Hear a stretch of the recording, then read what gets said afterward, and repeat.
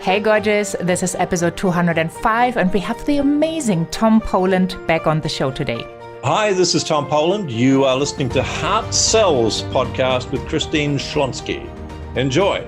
Well, I can't wait to dive into the next episode with Tom Poland. I hope you had a chance to listen to episode 204, where Tom shared amazing advice of how to get high quality inbound new client inquiries every single week. Tom is a multiple best-selling author of the Leadsology series, which is backed by 39 years of professional sales and marketing experience. And he really specializes on helping you to get those high quality inbound new client inquiries right into your inbox. His clients are from all around the world, currently in 29 cities and 15 time zones. But Tom lives in Castaway Beach, right next to the waves in Australia. And let's tune in and let's see how we can get endless Leadsology. Well, I'm so excited you are back on the show today, Tom. Welcome. Thank you very much. Pleasure to be back again. It was fun the first time. It was so much fun. And I still have so many questions. So we were talking about creating your own webinar and then do webinar swaps with other people that are in alignment with what you do so that you can grow your audience, that you get qualified, amazing leads, potential clients reaching out to you as inbound, not you doing all the hustle to get them into a call. Yeah, so that's where we kind of left. So I hope people did a little bit of thinking how they could do it, what they would love to talk about, who they could partner up with.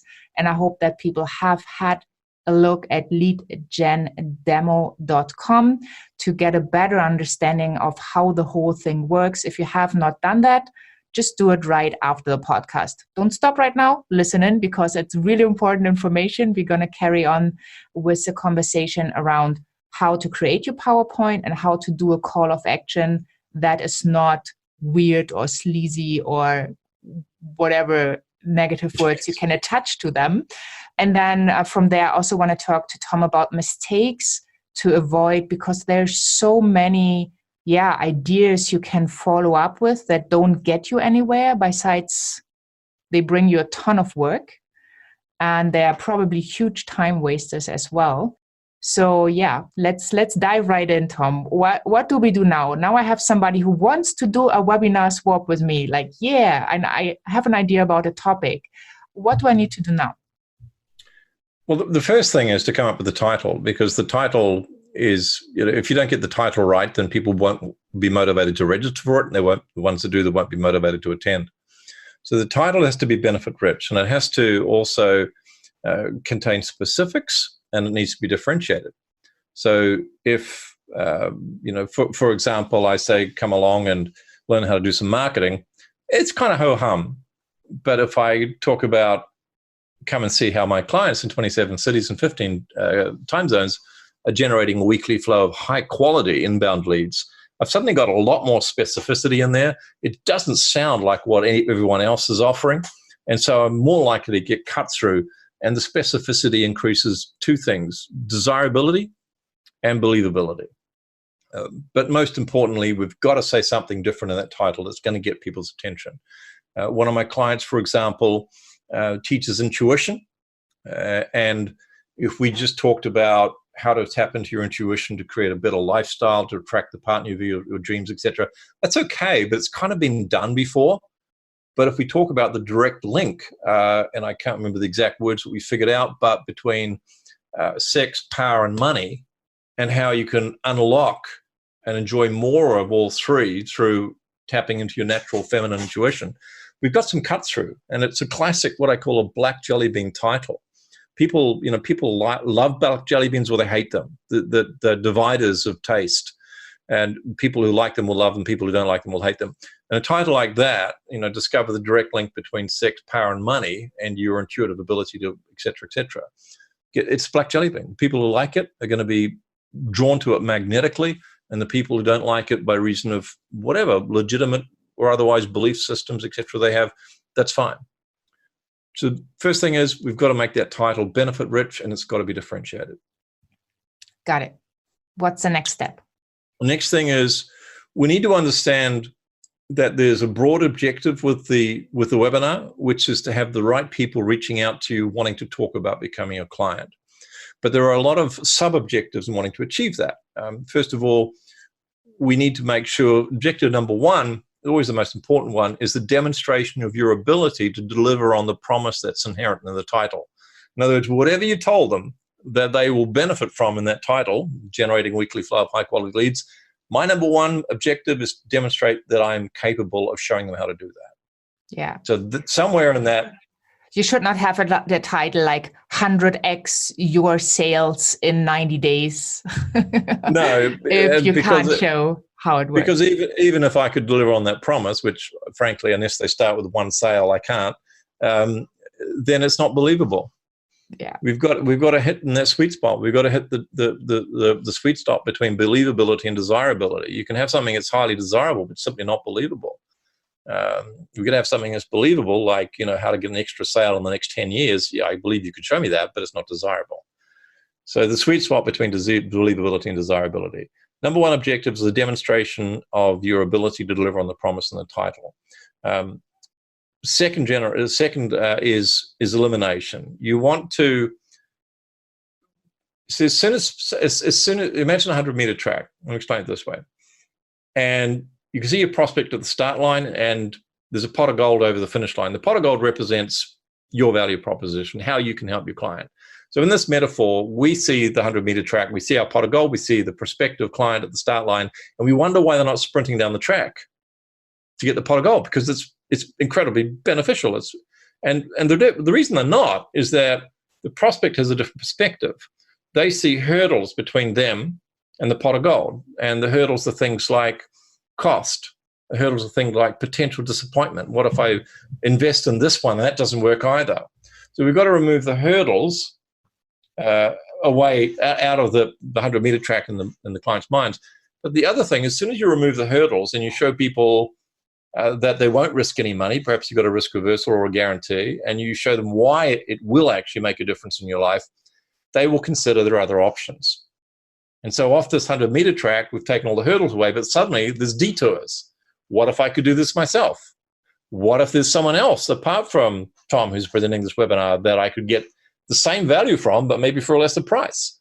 So another thing we need to do is, in addition to the removal of those hurdles, the barriers in their mind that they're thinking that this may not be for them, because we've also got to ethically, rationally eliminate other options they might be thinking about that aren't such attractive options.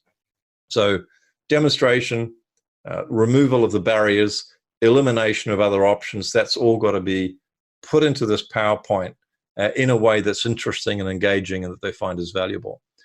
Motivation is obviously another objective. We want the right people to feel motivated. Qualification is another objective. We want them to understand what the qualifications are for working with us.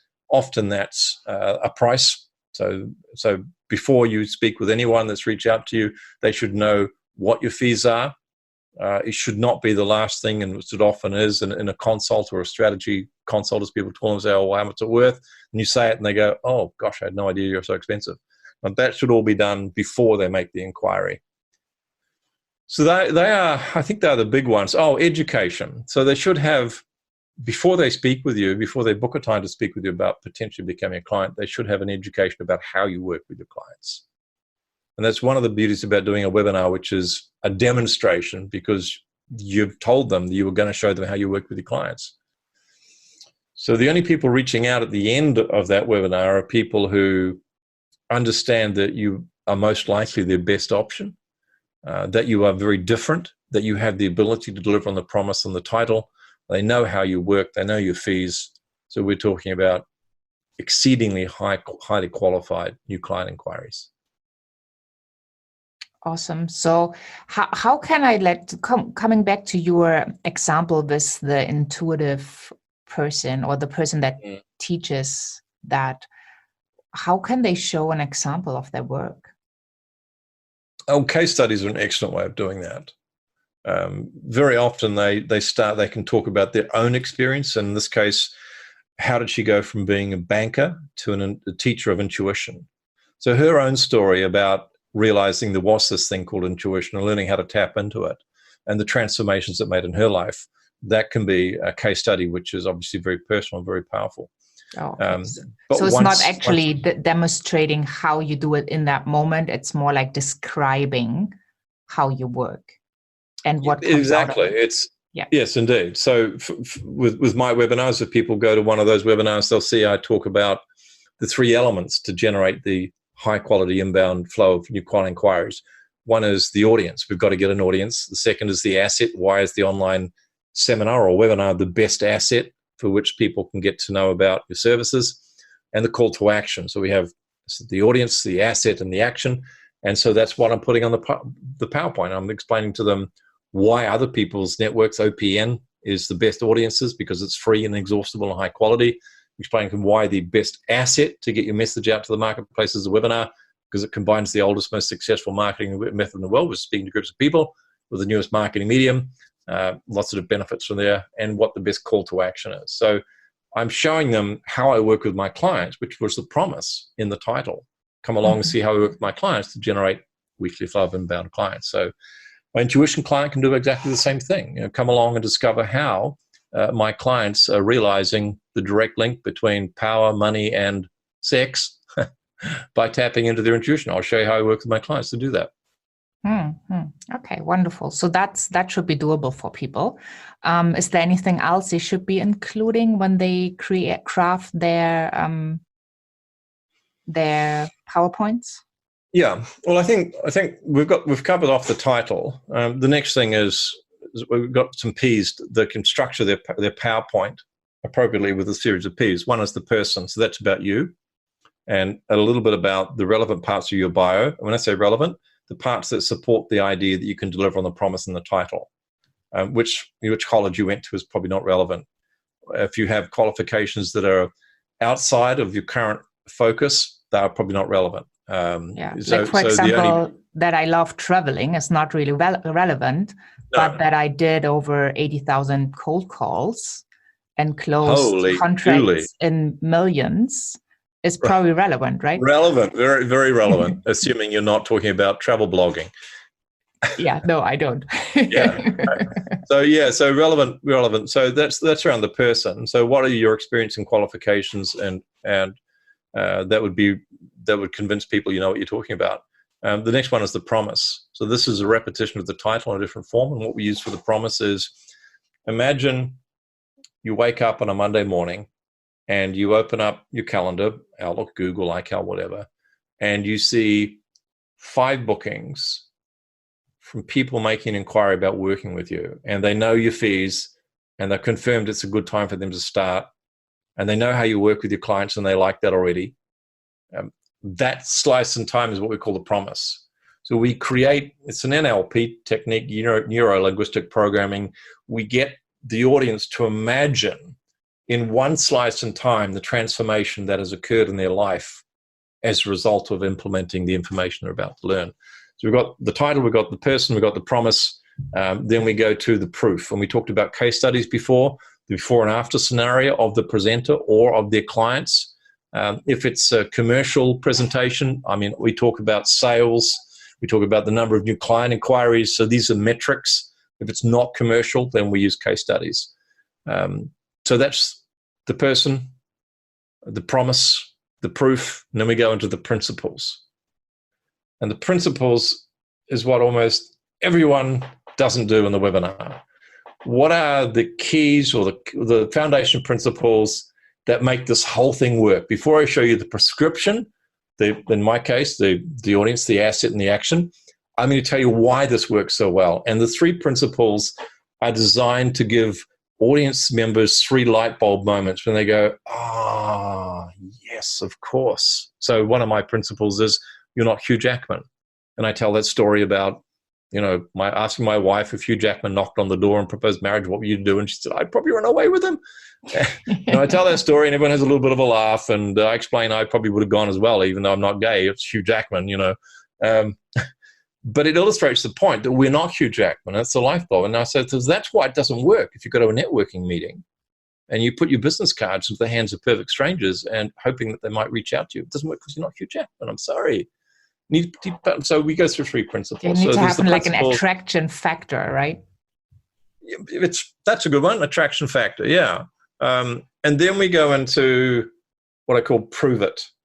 And this is the heart and soul of the presentation. So we don't just jump straight into this is how I do. We go through the person, the promise, the proof, the principles. And so by the time we get to prove it, which is, in my case, this is what we physically or digitally do, find the audiences, build the asset, and have the call to action. People then go, that's why it's so powerful, because of everything that's gone before. And finally, it's the proposal or the call to action. You finish off with, this is how you can reach out and book a time to have a chat with me.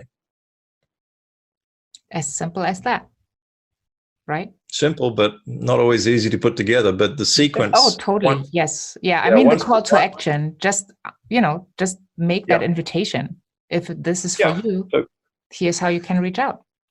Yeah. So we have, what I teach my clients is give them one slide on what your service looks like and the features. How many times are you meeting weekly? Is it a program? Is it face-to-face? Just give them one slide on that, the price, point options, or range of fees. And then on the next slide, give them the call to action, which with me, it's bookachatwithtom.com. If my team's taking it, might be bookachatwithtravis.com. But it's the booking link. They can go to that page, and actually it's a good thing for people to have a look at, because this is something they can take away and swipe and deploy without paying me any money. They go to bookachatwithtom.com, they'll see that's the page we direct people to at the end of the webinar. And it says, this is what will happen when we meet. This is what will not happen when we meet. It won't be a sales ambush. It won't be a free idea session. Here's why it won't be a sales ambush. Here's why it won't be a free idea session. And then please check the boxes below to say you agree with the terms and conditions. You can afford to work with me. Here's the fees. The timing is good for you to start if we agree it's a good idea, and that you understand it's not just a free idea session, and neither will be a sales trap. So check those boxes. Once you've checked those boxes, the booking link comes live, and then you can find a time in my calendar for us to have a conversation. I love that. It's so geared towards what you want to achieve, to get the right people to have that conversation. And it's honest. Yes. And it's open. And it doesn't disappoint people because they don't have booked this conversational time with me hoping that I'm the answer, only to find they can't afford it. That's what I've wasted their time. I might feel frustrated with that, but that's up to me because I never did close the fees before they booked the time. So what would you say when people say, well, if somebody really, really wants something and that's a perfect solution, they will find the money? I'd say sometimes it's true and sometimes it's not true. Some people are genuinely broke. Some people are struggling to pay their rent or the mortgage. They shouldn't join my program.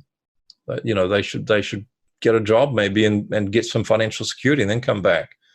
I heard one person who shall remain nameless got Marketer of the Year award because she proudly stood up and said that people were joining her mastermind group and paying $70,000 and taking a second mortgage out on the house to do that, and how proud she was that her marketing was so good that people would do it. I just about vomited. This is not something that people should be doing, and I don't buy for a moment. I don't believe for a moment that everyone can find the money, because they can't. Not without putting rent payments at risk, food on the table for the family at risk. In my program, they need to be able to fund at least the first 2 or 3 months payments.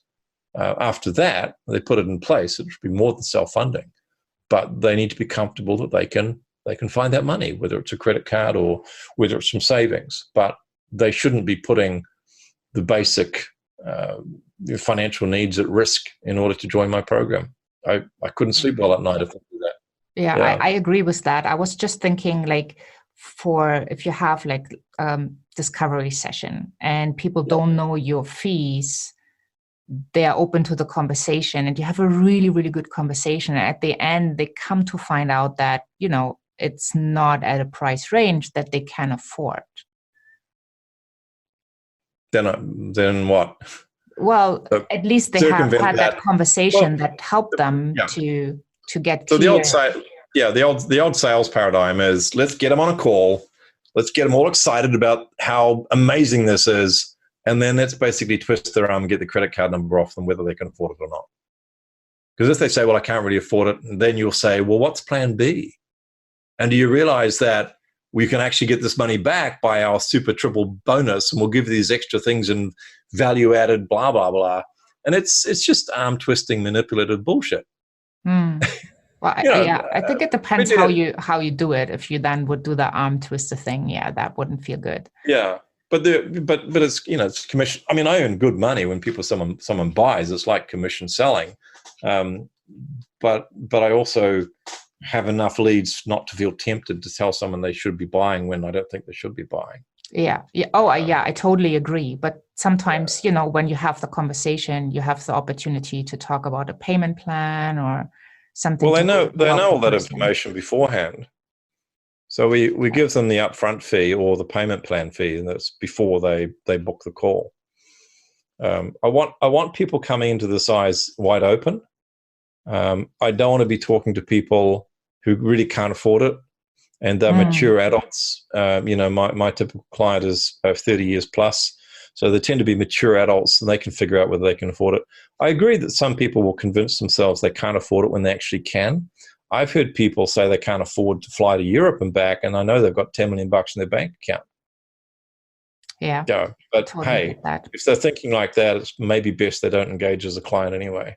Totally. Well, you should be clear about your soulmate client. That's how I call them, where you are really in alignment and where it's clear you will do everything. You will be so committed to help them to be successful. And at the same time, it's such an alignment that they could come over for dinner and you would be having the best time of your life. Yeah, I'm such an antisocial bastard that wouldn't happen. But look, I'll go a step further. So none of my clients pay me a cent up front. Every single one, I say to them, I think I've got something that can help you. I don't want you to trust me. And they go, well, hang on, if we're going to work with you, don't I have to trust you? And I said, well, let me ask you this. Have you heard someone else in the past perhaps say, oh, yeah, I can show you how to get new clients. Just trust me, give me your money and I'll show you how it works. And they go, yeah, I have. It was like a webinar training program or a Facebook marketing thing or a tripwire funnel BS thing or whatever else. And so you gave them the money? Yep. And what happened? Well, didn't really get much out of it. So a lot of people have said to you in the past, trust me, give me your money and I'll show you how to get clients. So that hasn't worked well for you, has it? They go, I suppose it hasn't really. I said, well, let's stop doing that. So instead of you trusting me, I'll trust you. I'll work with you for a month. I'll turn up to meetings with you personally every single week, and I'll help you implement for the whole month. I'll give you full access to every single part of our IP. I will hold nothing back. I will respond to your questions and your requests for those 30 days. You can attend meetings every single week, so I'll help you implement full access. Don't pay me a cent. If at the end of that 30 days, you believe that I'm different, that I am the real deal, and what I have can actually help you and you can implement it, then yes, I'd like you to start paying, please. But whether you pay one lump sum or whether you pay every month, don't pay me anything for 30 days. And that's how you send a signal to someone that you're different to the others that they've worked with in the past where they've lost their money. Yeah, that's super powerful. So one thing, because we kind of need to wrap up, but I do have a couple more questions. One I really, really want to get to you is, what was the very, very first thing you ever sold in your life? Well, I'm afraid it's not particularly sexy, but it was a ham slicing machine. Like ever, not as a kid, nothing else. It's the first thing I remember selling for like money was I finished college and I thought it would be really cool to have a job with a car that was paid for by a company. So I applied for every job in the paper. We didn't have the internet back then. And I wrote off and I got a job selling catering machinery. My first day on the job, the sales manager said, I'll put this slicer in the car. This hotel wants a demonstration of this ham slicer. Put it in your car. I'll meet you there at 1 o'clock. So I got there at 1 o'clock. He wasn't there. Turns out there were two hotels by the same name in the same city. So I went into the hotel and I said, look, first day on the job, someone wants to see this slicer. Can I show you how it works? They get, yep, it looks great. We'll buy it. Walked out with the order. That was the first thing I remember selling for money in my life. Yeah. Cool. So how did you feel? I felt like Superman. I felt like with no training, I just sold my first piece of equipment. The reality was it was probably always going to be bought. Didn't matter who walked in with the thing. It was a good machine. And that is also the difference. You know, you can't just walk in somewhere and sell consulting or coaching services into a hotel. Yeah, but that was the first thing I sold. You were at the right place at the right time with the right equipment. So that's awesome. In front of the right person, exactly right. Yeah, and they had the right budget. So my sales manager thought I was pretty good also. And yeah, that's a good start for a new job. Yeah, it was. Yeah. Awesome. So 2 minutes. What need people to avoid when they go on their lead? Anything they don't, anything they instinctively, inherently don't want to do. I've been doing this for over 40 years now. By my estimate, 97% of marketing, if it's failed, for one simple reason, is that the person doesn't want to do that sort of marketing. So if you don't like the idea of stalking people on LinkedIn, don't do it because you won't stick at it. If you don't like the idea of complicated online funnels with tripwires and autoresponders and those charts that people show you with all the different, arrows and things that just freaks you out, don't do it because you'll either never start it, or if you start it, you won't keep doing it. So number one tip I can give anyone is find a marketing medium that you actually want to do, because then you'll do it. And you may not do it very well to start with, but because you want to do it, you'll keep doing it and you'll get better at it. And virtually all my clients like presenting to groups of people. So, we just show them how to do that very effectively. Wonderful. Thank you so much for, again, this wonderful episode. People can get a really good demonstration at leadgendemo.com, and I highly recommend you to hop on over there and check that out. And all the links that lead to Tom will be on the show notes page, including the show notes and the transcript and the wonderful resources. So thank you so much for investing your time with us today to teach us about amazing lead generation. Thanks for the opportunity, Christine. It's been fun. Cheers. Thank you. What an amazing episode. So if you have listened to episode 204 and 205, you basically have Tom's system of how you create webinars, partner up with people, how you do a call to action, all the mistakes you need to avoid. And I think that's very generous of him sharing all of this knowledge. Hop on over to christineschlonski.com, find the podcast tab and Tom's episodes 204 and 205 with all the show notes, the key points, the takeaways, the resources, and also the transcripts, so you can get really what you need at your fingertips to put this system into action. All the links to connect with Tom are there as well. And once you're over there, make sure you sign up for the empowerment notes. That's empowerment right into your inbox, where I not only share amazing ideas, tips, empowerment, but also where you get an update on Hard Sales Podcast, where you are invited to amazing opportunities, and where I do share content that I usually do not share on social media. So hop on over to christineschlonski.com, find the podcast tab and enjoy the page. Looking forward for you to tune into the next episode with another amazing guest, where we are going to talk about planning, which is so crucial for every business as well.